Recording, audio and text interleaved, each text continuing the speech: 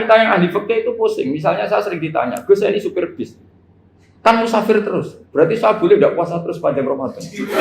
Coba kalau ada jadi ahli fikih mesti bingung. Mau boleh, ya boleh terus supaya orang nggak peduli sama Ramadan. Mau mengatakan wajib puasa, kayak nggak peduli dengan kemurahan Allah yang membolehkan musafir tidak puasa. Jenengan jangan hanya berpikir protes dengan ketentuan fikih, mengkaji yang sebanyak-banyaknya. Itu tadi. Misalnya Anda seorang supir permanen, supir bis terutama. Kalau truk kan bisa leha-leha, kalau bis kan ada deadline-nya ya waktu. Seperti bis jurusan Surabaya Semarang, saya kan sering naik bis jurusan Surabaya Semarang. Kadang-kadang supirnya melihat saya tanya, Gus saya ini supir, saya ini Ramadan itu gimana ini? Ya saya sudah ngerti setengah nakal, dan senengnya dijawab rasa poso ya saya tahu.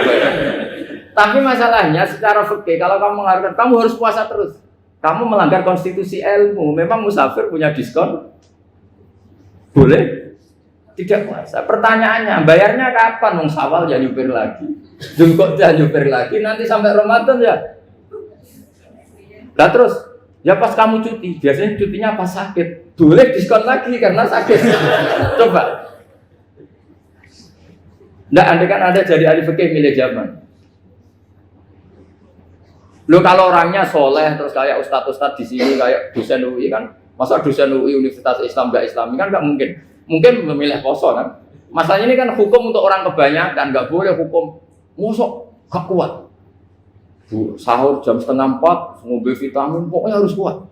Itu udah hukum, itu saran. Hukum itu beda dengan saran. Hukum itu hanya berpijak musafir itu boleh iftar. Kalau saran memang boleh, ya usahakan kamu makan 3:30 pas fit, nyupir. Terus kalau nyupir selesai jam 10, nanti istirahat. Memangnya majikan bisa ngatur jamnya? Itu fikih. Maka menjadi perdebatan, yang namanya pergi itu apa? Menurut Imam Syafi'i, pergi itu ya dari rumahnya ke tempat yang asing, yang tidak wilayahnya namanya pergi. Menurut Imam Ahmad bin Hanbal enggak. Pergi itu tidak kerja. Jadi orang yang supir yang seperti itu namanya tidak pergi, tapi kerja. Tanyakan ke publik, misalnya jenengan ke UI, istri kamu atau suami kamu ditanya, istri kamu kemana? Kira-kira jawabnya bilang pergi jalan-jalan apa bilang kerja?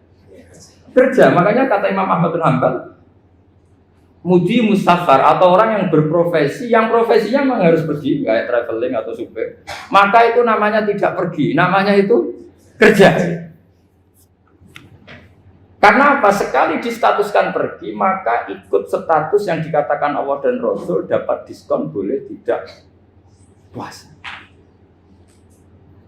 Maka terus kita debat tentang definisi. Nah definisi ini penting, karena yang menjadikan hukum rubah itu definisi.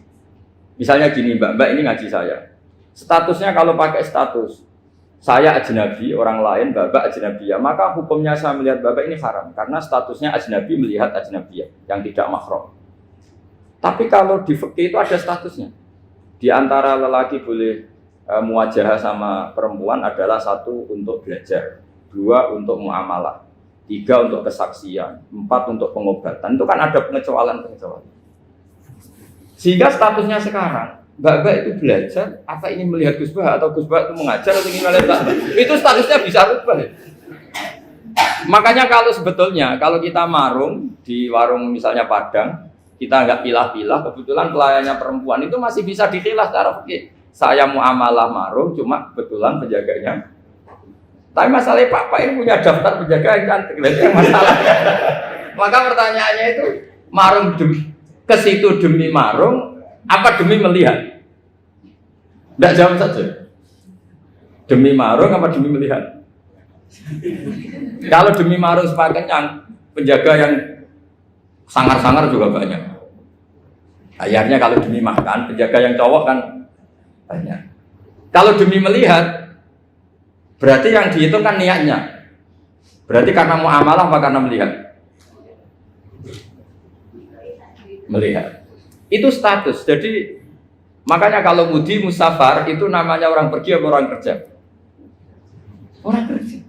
Maka menurut pikirannya Imam Ahmad bin Hanbal seperti itu harus puasa. Karena dia adalah pekerja, bukan musafir. Saya punya kitab fikih itu dikarang satu orang itu jumlahnya 20 jilid. Per jilid itu segini. Jadi satu meja ini dikarang satu orang. Itu mulai yang presisi, yang detail, sampai yang khayal. Yang khayal juga ada. Yang khayal itu tadi beliau banyak menghayalkan diri. Suatu saat Anda datang ke Mekah itu hanya butuh waktu 20 menit. Zaman itu belum ada pesawat. Boleh gak nakal? Nakal itu begini. Sampai orang kaya punya jet pribadi. Misalnya Anda Ronaldo masuk Islam, orang kaya. Itu bisa gak puasa. Karena begini. Misalnya dia orang, contohnya orang Arab ya. Orang Arab, jangan orang. Nah, contohnya itu dibalik saja. Di sini itu kalau imsak jam berapa tuh? Imsak Ramadan jam berapa? 3:30 aja biar aman ya. Kalau 3:30 kan masih imsak. Dia terbang ke Mekah. Jadi orang sini puasa jam 5 kan mulai puasa. Dia terbang ke Mekah kan masih malam. Makan terus dia. Mekah mau ada matahari terbang lagi ke barat. Karena dia menghindari berstatus puasa. Atau sebaliknya, dia orang Mekah jam 12 puasa. 12 siang puasa. Dia, wah kalau 6 jam lagi buka, bisa berapa saya? Terbang ke Indonesia. Ke Indonesia terbang baru 1 jam, di sini sudah buka. Itu khayal. Jadi itu ada khayalnya. Itu lama dulu, sebelum ada pesawat sudah mengkhayal gitu. Bolehkah orang yang di Masyrik ke Maghrib demi itu? Kalau Anda jadi Raja Salman, jam 1 kok sudah nggak kuat apa? Puasa, itu diberi saran terbang ke Indonesia. Itu kalau pakai jet kan nggak sampai 9 jam, 1 jam ke Jakarta. Sudah ada wow akbar. Bukan. Boleh enggak? Loh mau kamu enggak bilang, oh enggak boleh. Wong di Jakarta sudah huru Syamsi. Masa sudah matahari terbenam orangnya enggak boleh? Bukan. Lah ya. Apa? Kalau resikonya gini, sampean mungkin nggak mikir, resikonya gini, kalau dia berstatus musafir, bolehnya buka karena musafir, pertanyaannya dia wajib bayar. Kan musafir bolehnya kodok nanti harus bayar, tapi kalau dia buka normal kan nggak harus bayar, beda, efek-efeknya beda.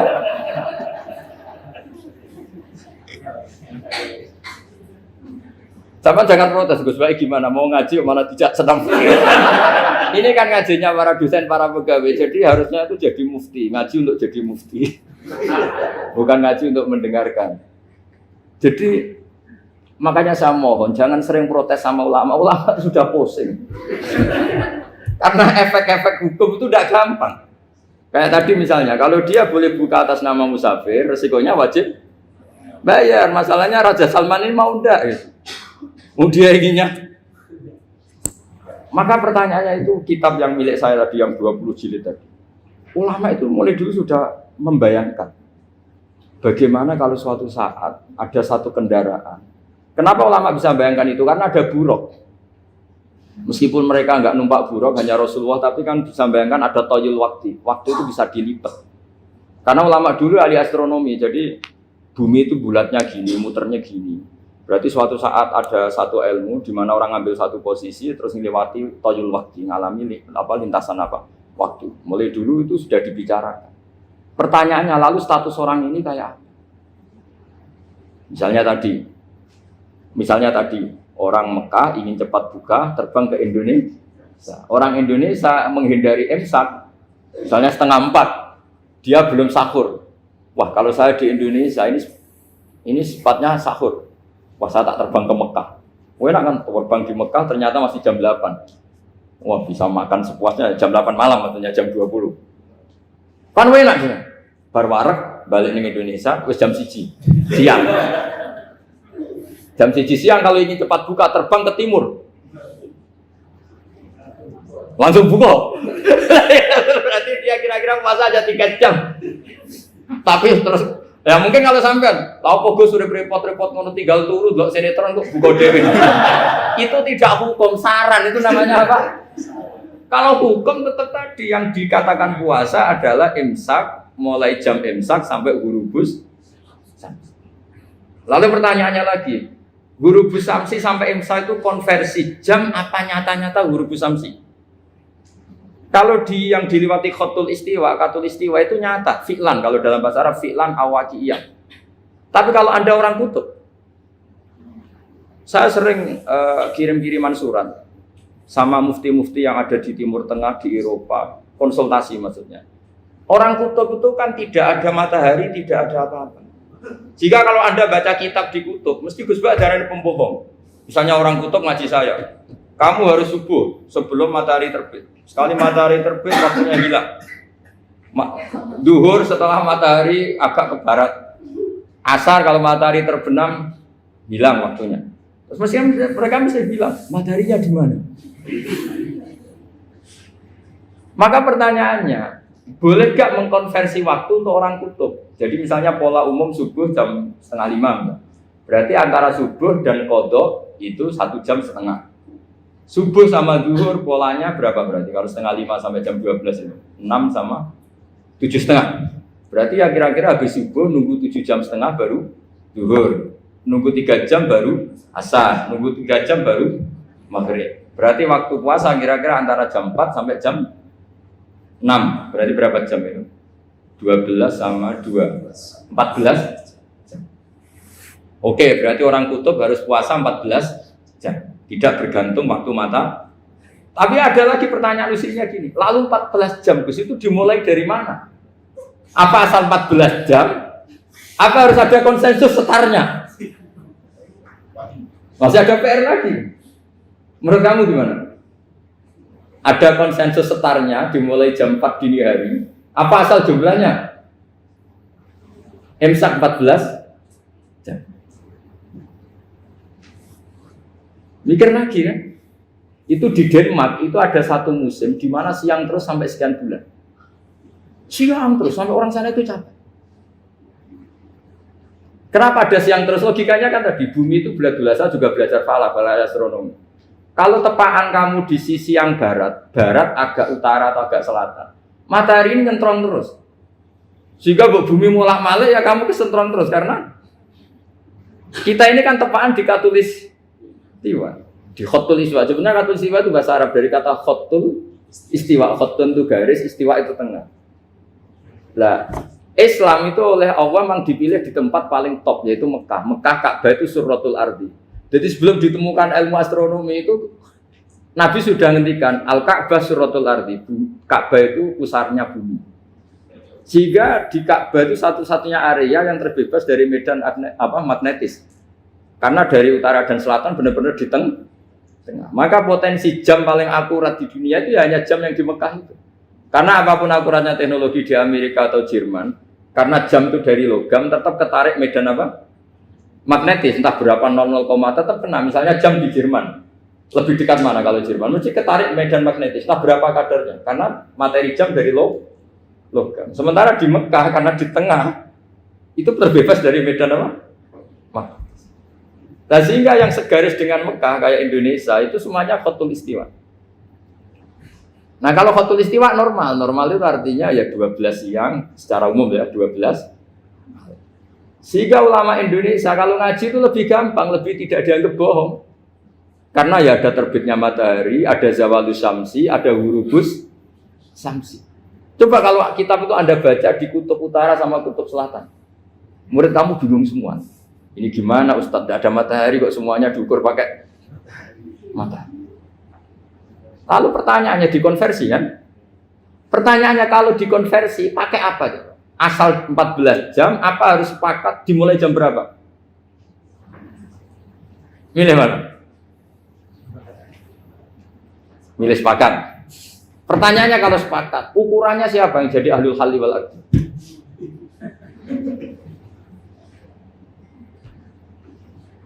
Jadi orang fikih itu sudah bingung, makanya saya mohon jangan sering diprotes. Saya pernah ketemu ulama, saya kan sering ikut komunitas di New York, itu andekan dibur, itu pas persis Ka'bah. Jadi buminya itu kalau dibur itu pas persis Ka'bah. Lalu pertanyaannya, ada kiblat tidak di sana? Ya bumi kan gini ya. Kalau dalam bahasa falak itu ada rubuk namanya. Rubuk itu bumi yang sewaktu itu hanya yang seperempat.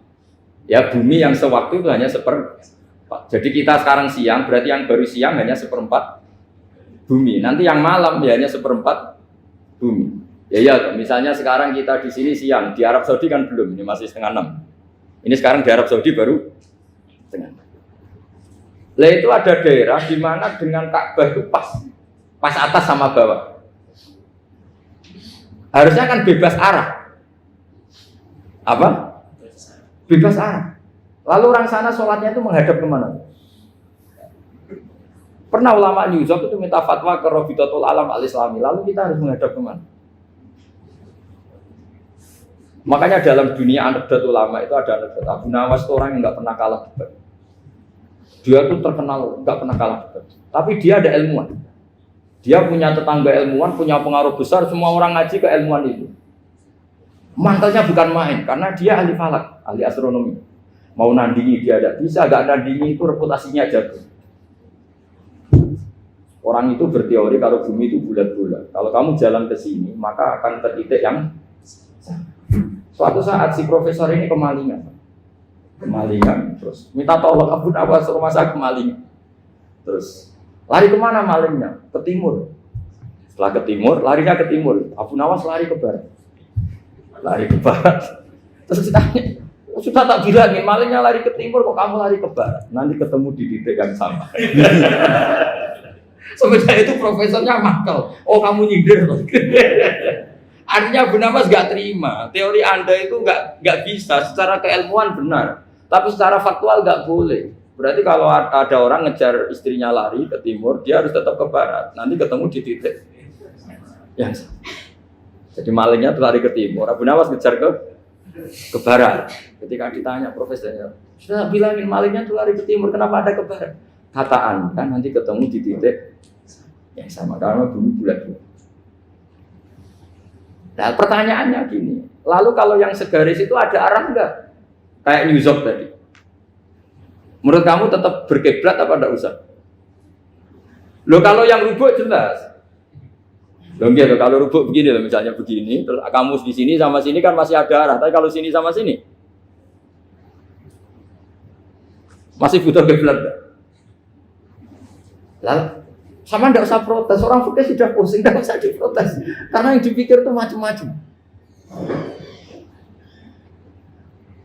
Nah ya makanya ini mengkaji ya, saya mohon ya kayak tadi ini mengkaji, saya mohon saya cukupkan sekian. Sementing apa ya kita ada respeknya lah sama ulama. Jadi ulama itu susah, mikirnya susah, harus tanggung jawab di depan Allah, di dunia diprotes terus. Ya saya kira demikian. Assalamualaikum warahmatullahi wabarakatuh.